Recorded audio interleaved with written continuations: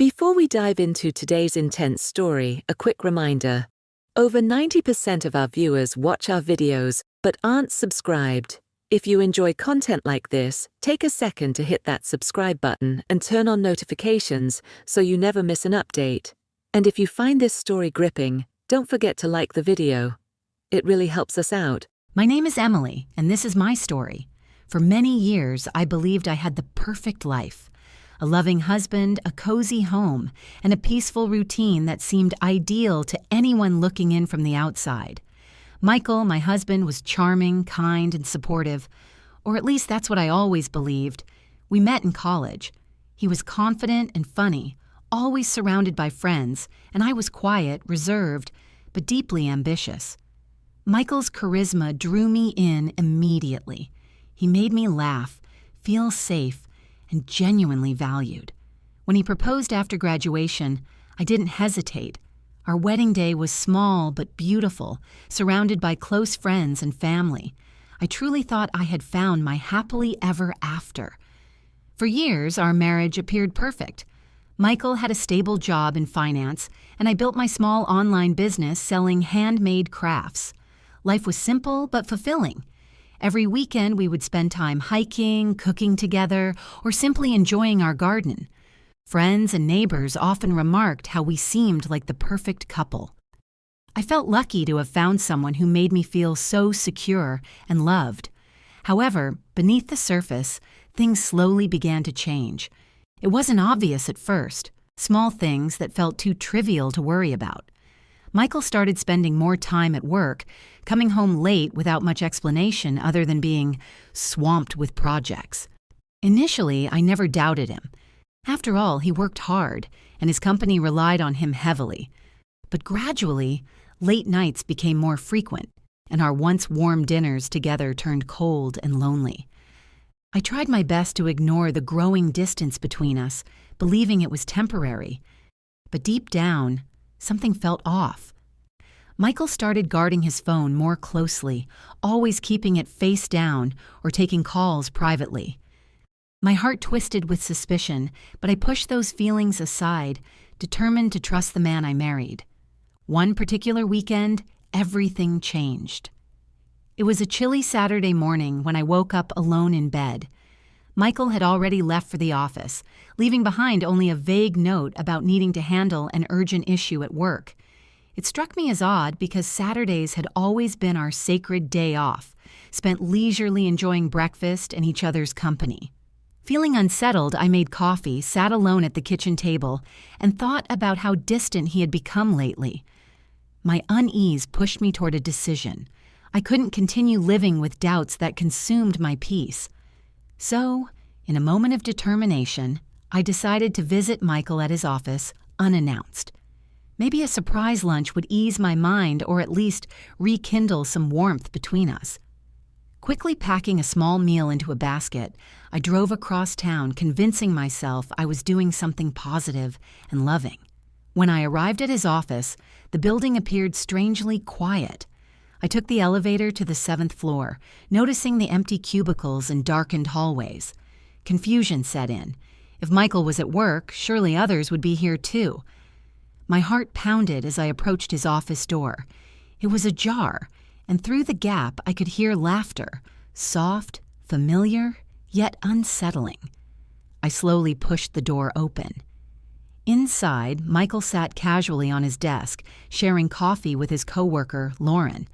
They weren't simply colleagues discussing work. The closeness, the quiet laughter, and the warmth between them spoke louder than any words could. They hadn't noticed me yet. My world crumbled silently, watching as Michael gently brushed Lauren's hand, laughing at something she'd whispered. "Michael?" I said softly, trembling. He jolted upright, shock flooding his face. Lauren stood abruptly, embarrassed and flustered. No one said anything for a painful moment. Finally, Michael managed a shaky, "Emily, this isn't what you think." But his words felt hollow, empty. Tears stung my eyes, but I refused to let them fall in front of them. Instead, I placed the basket calmly on his desk, looked deeply into his guilty eyes, and quietly said, I think it's exactly what it looks like.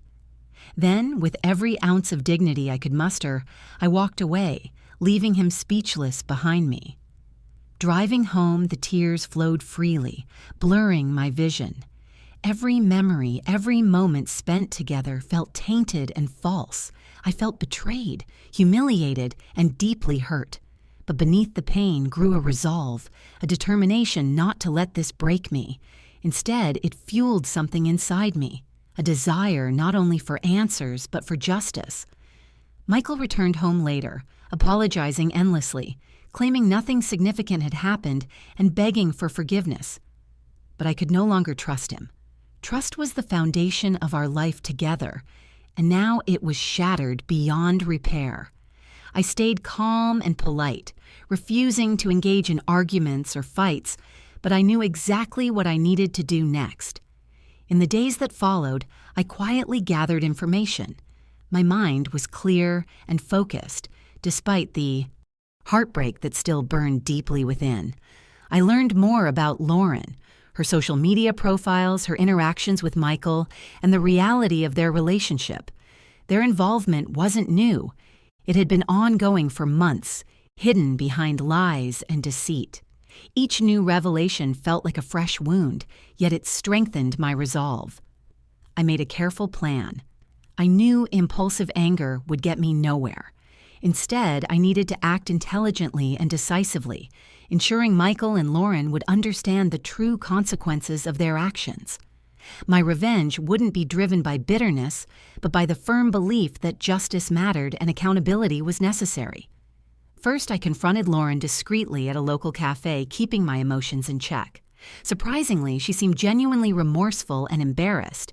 She admitted the affair, apologizing profusely, and offered no excuses, acknowledging the damage caused. Though it didn't lessen my pain, I felt a hint of relief in hearing the truth so clearly stated. I quietly asked her to end the relationship immediately, emphasizing that I deserved at least this much respect. Lauren agreed without hesitation, ashamed of her actions. Next, I confronted Michael with undeniable evidence, detailing his betrayal calmly yet firmly.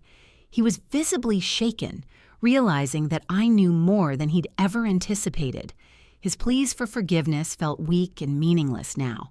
Instead of anger or tears, I calmly told him our marriage was over and that he'd face the consequences fairly but uncompromisingly. His disbelief quickly turned to panic as I explained my next steps, leaving no room for manipulation. Finally, I decided to reclaim control over my life entirely. Michael's betrayal had shaken me, but I refused to let it define or destroy me. I decided not only to end the marriage, but to rebuild my identity entirely, stronger, more confident, and unwavering. My focus turned toward my business, my personal growth, and the friendships I'd long neglected in pursuit of a marriage built on deceit. Weeks passed, and Michael seemed genuinely miserable, realizing the gravity of what he had lost. He moved out, apologizing continuously, but I stood firm. The pain remained, deep and constant, but my resolve grew stronger every day. I was no longer the naive woman who blindly trusted, but a woman who understood her worth and refused to be disrespected again. Yet deep within me, I knew my journey wasn't finished. There was more to do, more to heal, and certainly more justice to seek. Michael's betrayal had revealed a side of me I never knew existed. A woman determined to find fairness and dignity in the chaos, and who would not rest until true justice was served. My heart was broken, but my spirit was stronger than ever, and I knew exactly what my next move would be. The story wasn't over yet. It had only just begun. After Michael moved out, the house felt both quiet and loud at the same time. His absence echoed in every room. His shoes no longer by the door, his toothbrush gone from the bathroom, the way the living room TV stayed off in the evenings because I no longer had the heart to turn it on. For the first week, I let myself feel everything: grief, disappointment, even self-doubt. I had questions running through my head every night. Was I not enough? Did I miss some sign? Was it my fault? But then slowly, those thoughts turned into something clearer. It wasn't about me not being enough. It was about him being a coward, a man who didn't have the decency to be honest and who thought he could cheat and walk away without consequences. That realization was the shift I needed. I stopped waiting for closure. I didn't need Michael's apologies anymore. I started focusing on myself, my healing, my growth, and yes, my revenge, but not the screaming, movie-style kind of revenge. I was going to take my time and do it with calm, precision, and dignity. I didn't want to hurt him the way he hurt me. I wanted him to regret underestimating me. First, I cleaned out everything in the house that reminded me of him. Old photos, his old college trophies, clothes he'd left behind. I boxed it all up and dropped it off at his friend's place. No dramatic texts, no angry calls, just a simple message. Your things are no longer part of my life. Please collect them. Next, I started focusing on my online business. It had always been something I worked on in the background while supporting Michael's career, but now it became my full-time mission. I redesigned my website, created new products, and even started a YouTube channel to share craft tutorials. For the first time in a long time, I felt proud of something that was just mine. And it didn't stop there. Orders began pouring in. People were drawn to my authenticity, and the business that had once been small and quiet started growing faster than I could have imagined. Meanwhile, Michael's life started to fall apart. It wasn't something I wished for, directly, but I won't pretend it didn't feel like a quiet form of justice. After Lauren ended things with him, word of their affair spread subtly through the office. It never made headlines, but enough people knew. His reputation, one he had built so carefully, started to crack. A few months later, I heard through a mutual friend that he had been transferred to a less visible department, and his team no longer respected him the way they once did. Karma was doing its work, and I didn't even have to lift a finger. But I wasn't satisfied with just sitting and watching from the sidelines. I wanted to show Michael and everyone around us that I wasn't just the wife who got cheated on. I was a woman who could rise above, build something powerful, and turn pain into purpose. So I made a plan. I organized a local art fair in our town. It was something the community had always wanted, but no one ever took the lead. I did. I rented the community center, partnered with local vendors, and even invited small creators to showcase their work. I used my business network and my growing online presence to promote the event. It was a huge success. Families came, local media covered it, and most importantly, people started seeing me differently, not as Michael's wife, but as Emily, the woman with vision and strength. What Michael didn't know was that I had kept one little secret from our past, a small investment we'd made years ago in a mutual fund under both our names. While I had given him the house in the divorce agreement, I kept the investment. And as luck would have it, that fund had grown significantly, enough to change my plans. I used that money to open a small storefront for my crafts, a cozy, warm space where customers could walk in, talk to me, and even take workshops. It became a local favorite. The walls were decorated with my work, and the front window always had something fresh and seasonal. It wasn't just a store. It was my fresh start. One afternoon, while setting up a display, I heard the bell above the door ring. I turned around, and there he was, Michael. He looked tired. Not the confident man I had once admired. He stood in the doorway, unsure, like he didn't belong there. He tried to smile, but I just gave him a polite nod. "This place is really beautiful," he said quietly, walking through the aisles. I could see him processing what he was seeing, all that I had built without him. "Thanks," I said calmly. "It's been a lot of work." He looked at me for a long moment. "I made a mistake, Emily. I realize that now." I didn't reply immediately. I let the silence settle. "I'm not here to ask for anything," he added quickly. I needed to see for myself how strong you've become, and I wanted to tell you that I regret everything." I nodded slowly. "I believe you, but your regret doesn't change the past." He looked down. I know. There was another silence. Then he turned to leave. Before he walked out, I said, "Michael?" He turned. "I hope you find peace someday, but I already found mine." He gave me a small, almost sad smile and left. That moment wasn't about revenge. It was about closure, the kind that doesn't need drama or tears, just clarity. I stood there in my store, surrounded by everything I had built with my own hands, and I felt powerful. But my story wasn't done yet. While Michael faded into the background, something new was beginning. A new opportunity, a new connection, and yes, a new challenge. One that would test everything I had learned through the pain. Because when you rise from betrayal, people notice. And not everyone likes a woman who grows stronger after being broken. I had earned my peace, but now I had to protect it, and I was ready. Peace felt good. After all the pain, betrayal, and heartbreak, I had finally reached a point where I could breathe without feeling a weight on my chest. I didn't cry over Michael anymore. I didn't stay up wondering what went wrong. I had built something beautiful from the rubble he left behind. But just because I had peace didn't mean life stopped testing me. Not long after Michael visited my shop, strange things started happening. Orders that were fully confirmed suddenly got canceled. Negative reviews, completely false, started popping up on my business website. Someone even left a message on my shop door late at night. Cheaters get what they deserve. At first, I thought it was just an angry stranger who misunderstood something. But deep down, I knew this wasn't random. Someone was trying to hurt me.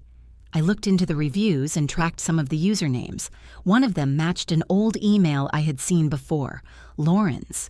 Yes, the same Lauren who swore she was done with Michael. I realized then that this story wasn't just about a man who betrayed me. It was about people who thought they could destroy someone and walk away like nothing happened. They had moved on, but now that I had become successful and independent, they couldn't handle it. Part of me wanted to ignore it and rise above, but another part of me, stronger now, knew that silence would only let them keep going. So I started planning again. This time, I wasn't just protecting myself. I was sending a message. First, I collected evidence. I took screenshots of the fake reviews, traced where they came from, and quietly hired someone who specialized in digital investigations. Within 2 weeks, I had everything I needed. Proof that Lauren and one of her friends had created fake profiles to attack my business. I also found out that Michael had been venting about me on private social media, spreading lies that I was the reason our marriage failed. I didn't confront them directly. Not yet. Instead, I took it to the right people. I met with a lawyer who specialized in online defamation. We prepared a formal notice and sent it to both of them, clean, professional, and with clear demands. Remove the false content, stop harassing my business, and issue public apologies. Otherwise, we'd go legal. The response came quickly. Lauren called me crying. She apologized, said she had been stupid, that she let Michael pull her into the mess again. Apparently, Michael had convinced her that I was turning people against them and that I needed to be brought down a notch. I didn't care about the drama. I told her calmly, "You made your choices. You tried to ruin something I built out of pain. That's not something I'll forget, but I'll let the law decide what comes next if you don't make this right." Michael, on the other hand, didn't apologize. He sent a long email filled with excuses, blaming stress, blaming his broken heart, even trying to make it sound like he was the victim in all of this. I didn't reply. I forwarded it straight to my lawyer and blocked him everywhere. I wasn't doing this out of spite. I was doing it to protect the life I had rebuilt. People like Michael and Lauren counted on their targets staying quiet, but I wasn't that person anymore. I was no longer the soft-spoken wife who baked muffins and waited for her husband to come home. I was a business owner, a creator, and a woman who knew exactly who she was. The situation settled quickly after the legal letters went out. The fake reviews disappeared. My online reputation was restored. The public apologies were quiet but sincere enough, And just like that, they were out of my life again, this time for good. After that, I focused on something new: mentorship. I started offering online classes, not just in crafting, but in starting small businesses, handling emotional recovery, and building strength after betrayal. The response was overwhelming. Women from all over the country reached out, telling me their stories and how mine gave them hope. One of those women, Jessica, had just gone through a divorce after finding out her husband had been living a double life. She was broken, confused, and full of shame. I talked to her every week, encouraged her to start selling her art online, and little by little, I watched her come back to life. Helping her helped me too. It reminded me why I had gone through all of this, not just to survive, but to help others do the same. Months passed, and life began to feel light again. I traveled for the first time in years. I visited Seattle, took a train ride through the Rockies, and even spent a weekend at a quiet lake house just to clear my head. Everywhere I went, I met people, listened to their stories, and shared my own. I wasn't hiding anymore. I wasn't ashamed of my past. I wore it like armor. Then one day, something unexpected happened. A customer named Daniel started visiting my store regularly. At first, I didn't think much of it. He was polite, funny in a quiet way, and always bought gifts for his sister. Slowly, our conversations grew longer. He would linger, asking me about how I designed certain items, or where I got the idea for my seasonal displays. He never rushed anything. He never crossed a line. He respected my space and my pace. One evening, as I closed the shop, he was standing outside with 2 cups of coffee. "I thought maybe you'd like one," he said, smiling. I took the cup, looked him in the eye, and smiled back. It was the first time in years I felt something warm, something real. I wasn't ready for a new relationship, and Daniel didn't push. We became friends first. Slowly, we shared stories, our heartbreaks, our fears, and our dreams. He respected every boundary I set. For the first time, I felt what true safety meant, not just being protected, but being understood. Maybe someday I'll fall in love again, maybe not. But for now, I have peace, purpose, and power. I rebuilt myself from pieces, and I didn't do it with revenge through destruction. I did it through quiet strength, action, and belief in my own worth. Michael and Lauren became nothing more than lessons that taught me how to stand on my own, how to fight back with grace, and how to turn betrayal into something unbreakable. So yes, this is a story of betrayal, but more than that, it's a story of rising, healing, and becoming. And I wouldn't change a single part of it.